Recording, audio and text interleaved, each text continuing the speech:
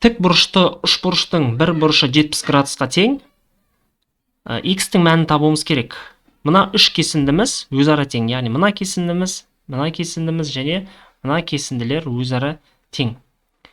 Тік бұрышты екендігін қайдан білдім? Мынау төрт бұрышқа назар аударыңыздар. Егер бұрышта осындай төрт бұрышты, кішкентай квадрат, осындай белгіні көрсеңіздер, демек бұл 90 градусқа тең деген сөз. Так, құрметті оқушылар, тік бұрышты үшбұрыштың бір бұрышы берілсе, екінші сүйір бұрышын таба аламыз. Яғни мынау 20 градусқа тең. Не үшін 20? Өйткені 70, мынау 90, үшеуінің қосындысы 180 болу керек. Тік бұрышты үшбұрышта мынандай бір қасиеті бар ғой. Сүйір бұрыштарының қосындысы 90 градус деген. Яғни 70 болса, демек мынау 20. Және геометриялық есептерде қосымша сызық сызып алу өте маңызды оқушылар. Сондықтан біз қазір қосымша сызық сызып аламыз. Яғни мына төбесіндегі тік бұрышынан мына жаққа кесінді жүргізейік. Бұл бізде медиана болады. Медиана. Не үшін медиана болады? Өйткені мына екеуін екіге бөліп тұр. Және бұл медианамыз мынаған тең. Медиана гипотенузаның жартысына тең болады. Сонда төрт кесінді тұр ғой, өзара тең болған. Сұрақ туындайды, не үшін медианамыз мына гипотенузаның жартысына тең болып тұр? Егер тік бұрышты үшбұрышқа сырттай шеңбер салатын болсақ, мына үш нүкте арқылы өтетін шеңбер саламыз.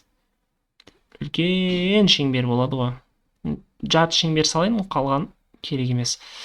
Онда мына нүктеміз, яғни гипотенузаның қақ ортасы, бұл шеңбердің центр болып табылады. Мынау центр болса, демек мынау радиус. Мынау да радиус, және мынау да радиус болады. Ал радиустардың барлығы өзара тең. Мынау үшбұрышымыз тең бүйірлі болды, Тең бүйірлі болса, значит, табанындағы бұрыштар тең. 70 градус болса, мынау да 70 градус. Және мына үшбұрышымыз да бір-біріне тең. То есть, тең бүйірлі үшбұрышымыздың мына бұрыштары бір-біріне тең. Мына бұрышымызға тең болады. Осы үшбұрыштың бұрыштарын бір талқылап кетейікші оқушылар. 70 градус болса, жалпы мына 90 ғой. Демек, мынау 20 градус.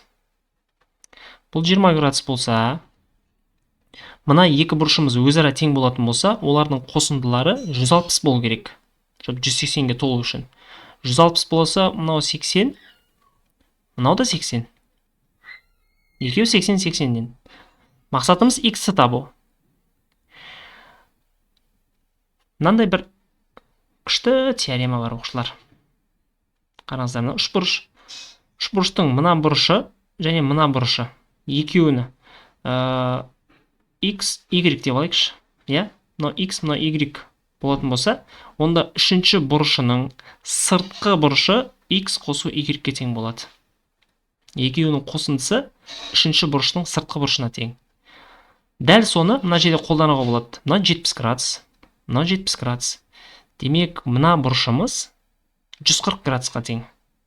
Мына бұрышымыз. Өйткені бұл үшбұрыштағы мына ішкі бұрышының сыртқы бұрышы болып табылады. Бұл 140 градусқа тең болады. 140 градус дегеніміз 80 қосу x. Демек, 140 тең 80 қосамыз x-ға. Ал x-тің мәнін табу үшін біз 140-тан 80-ді азайтамыз. 60 градусқа тең болады.